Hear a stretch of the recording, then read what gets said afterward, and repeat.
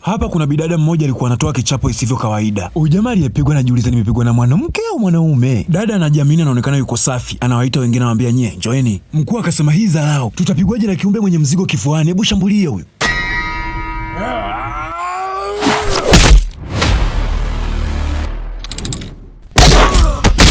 Mwamba naye akambulia kupigwa, akanajiuliza huyu mwanamke ni mwanamke kweli huyu?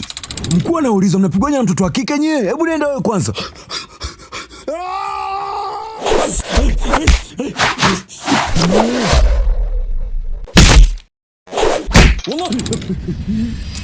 Mkuu akasema nyie vijana msentani, hebu nyanyuka kwanza. Hivi nyie mnapigana na mtoto wa kike? Hadi wewe naye kuamini unapigwa mwanangu? Huo ni uzembe. Hebu niende mwenyewe kwanza.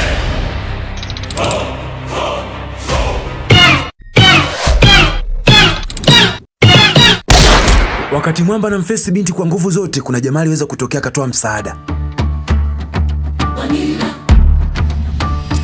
Jamaa akamwambia wewe na wenzako wote wale nyote ni watoto wa kiume.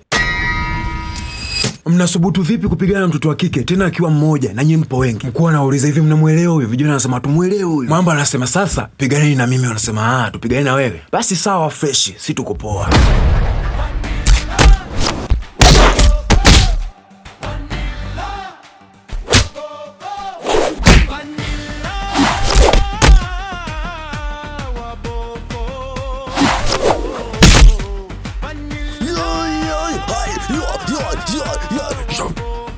I wonder.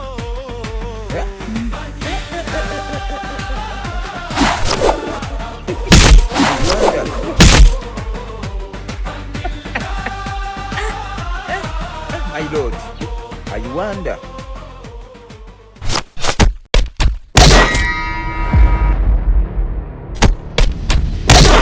Je, unahisi huyu jamaa atatoboa kweli au ni bora angemwachia yule mdada aendelee kupambana? Usisahau kunifollow, naitwa Jizo Mastori.